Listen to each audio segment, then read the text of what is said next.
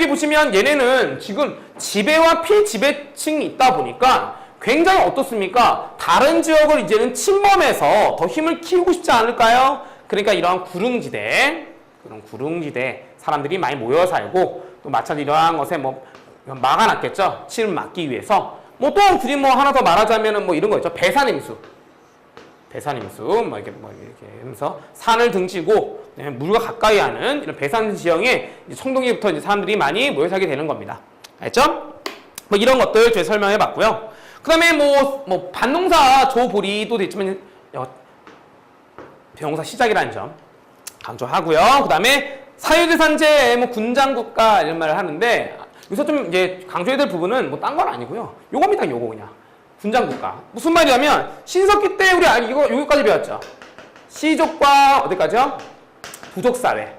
근데 이 부족사회가 이제 어떤 거냐? 대표가 나온다는 소리예요. 그게 바로 군장국가다라는 말. 이런 것들도 이제 조금씩 조그맣게 뭐 흔히 저는 이렇게 표현하고 싶네요. 도시국가 정도라고 표현하고 싶네요. 그쵸? 자, 이러한 부분에서 이제 우리가 대표는 나라가 등장하는데 그 나라가 바로 청동기 문화를 바탕으로 한 고조선입니다. 자, 이제 고조선의 설명을 좀 제가 자세하게 해드릴게요. 첫 번째, 고조선 같은 경우는 바로 뭡니까? 청동기 문화를 바탕으로 태어난 나라입니다. 청동기 문화를 바탕으로. 자, 이건 좀 제가 지도를 좀 그려볼까요? 이야기 형식으로 좀 진행을 해볼게요. 지도를 이렇게 그렸더니, 이렇게 그려볼게요. 우리나라가 이렇게. 울릉도 독도까지 그리죠. 일본은 안 그릴래요. 네. 그런데 여기서 이제 제가 점선을 좀 칠하는 부분, 이러한 지역이 바로 고조선의 세력 범위라 말합니다. 그러면 선생님 고조선의 세력 범위를 어떻게 알 수 있어요? 라고 물어볼 수 있겠죠. 그러면 고조선 세력 범위 같은 경우는 알다시피 뭐 이런 거죠. 비파양 동검. 비파라는 뜻은요, 뭐 이거는 한국식은 아닙니다. 무슨 말이냐면 비파라는 뜻 같은 경우는 이제 중국 악기 이름이에요. 중국에 있는 동검과 유사하다 이렇게 표현하는 거거든요. 두 번째는 아까 제가 말했던 뭐 탁자식 고인돌. 요거 시험 많이 나옵니다. 마지막 아까 제가 그렸던 이 손잡이 귀 모양 이게 말했던 미송시토기.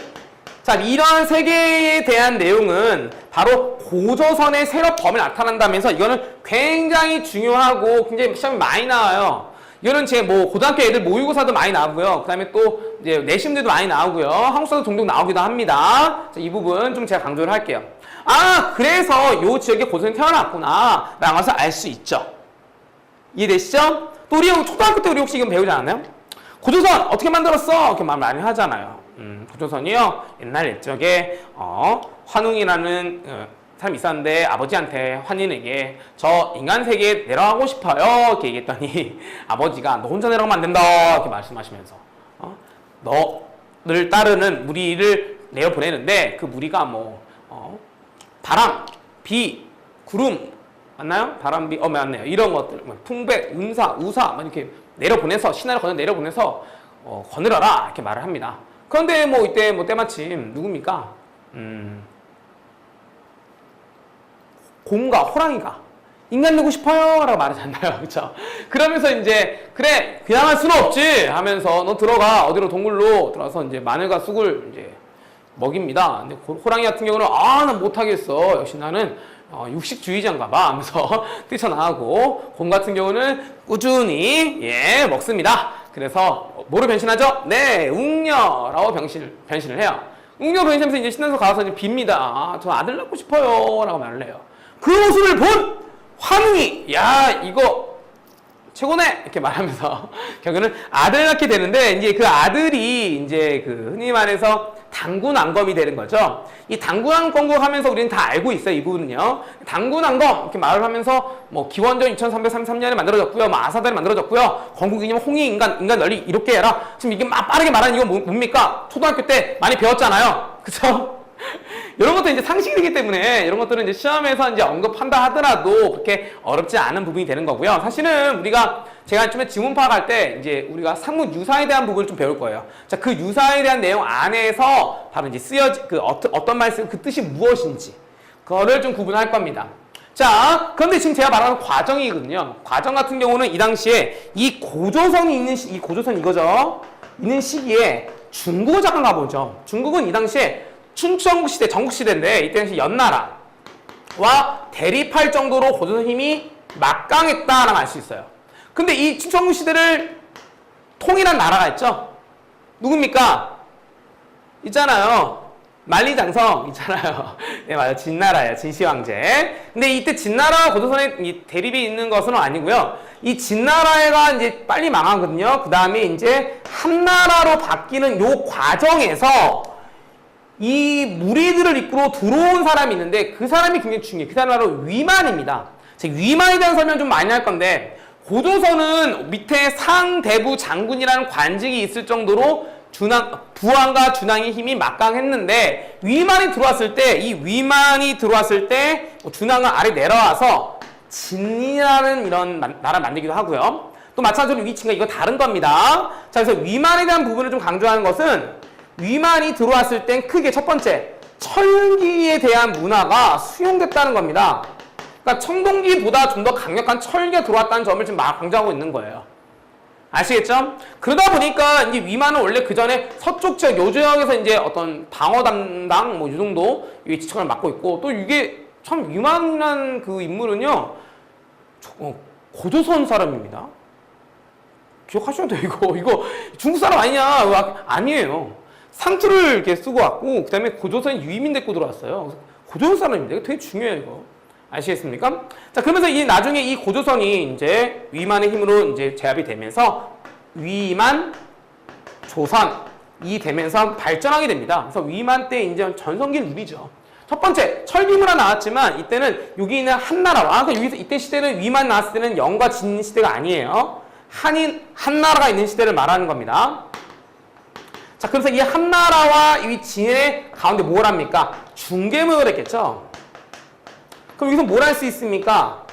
바로 철기문화를 통해서 힘을 만들어 가고요. 중개문을 통해서 경제적으로도 힘을 마련했다는 소리입니다. 자, 그럼 여기서는 바로 한과 진 사이의 중개무역이라고 말했어요. 그러면 여기서 이 한나라의 무제, 요 왕이 문제입니다. 왜냐면 이 왕이 불만이 생긴 거예요. 왜냐면 이 진나라 같은 경우가 그냥 직거래하면 되는데 여기 중개무역을 하다 보니까 큰 이익을 못 얻는다라고 판단했겠죠. 그래서 이 한무제는 이 위만조선을 공격하기에 계속 그 눈치가 보고 있습니다. 네. 자, 그런 가운데 이제 위만이 영을 살 수는 없잖아요. 그래서 위만이 이제 죽고 난 다음에 위만의 밑에 있는 지배층이 분열이 있는 틈을 타서 결국에는 어떻게 됩니까? 이 사후 결국에는 이 한무제가 침략을 하면서 1년 만에 이제 우리가 왕검성 함락되는 겁니다. 제가 굳이 안 적은 이유는요. 왕검성 여기까지 적죠 뭐. 함락 안 적는 이유는 자, 우리 유인물에 나와 있어요. 이 부분. 자, 이 부분의 순서 꼭 알아두셔야 됩니다. 근데 끝에 여기 기원전 BC 108년이거든요. 자, 요때 멸망을 하고 난 다음에 끝에 보시면 한무제 침입으로 요 말 좀 잘 알아둘게요. 바로 이제 한사군이 만들어지는데 한사군 때 같은 경우는 바로 네 가지 한나라의 균열이 있습니다. 무슨 말이냐면 요 지역에서 이제 그거죠. 한나라가 점령을 했으니까 이제 이게 사라지지 않았을까요? 그런데 요 지역 같은 경우에 아시다시피 고조선의 유임이 살고 있었죠. 한나라 사람들을 강제로 이주시키지 못했다는 점이에요. 왜? 안 가려고 하죠. 첫 번째. 두 번째 같은 경우는 여기에서 이제 고조선 사람들의 있는 지역 지배하기 위해서 군현이라는 걸 만드는데 그게 총 하나, 둘, 셋, 넷 이렇게 만들었나 보죠 뭐. 근데 이 네 개를 다 우리 암기하는 게 아니거든요. 낭랑, 임둔, 진번, 현도 이렇게 네 개 있는데 이 중 네 개를 외우는 게 아니라 이 네 개가 바로 요 지역을 통솔하기 위한 한나라가 설치한 기관이구나 정도만 알아두시고 여기서 꼭 알아야 되는 나라는 바로 낭랑이에요. 낭랑만 꼭 알아두시다. 낭랑은 여기 대동강 쪽에 있는 건데 낭랑은 꼭 알아둡시다. 아시겠죠? 또한 이러한 사회가 이제 점점 발전되고 하다 보니까 어떻습니까? 굉장히 뭐합니까? 굉장히 그 지배자가 피지배자를 다스릴 때 자세한 법들이 많이 등장을 해요. 그래서 이 전에는 8조법밖에 없었던 것이 60여 개 조가 증가했다라는 것도 알 수 있습니다.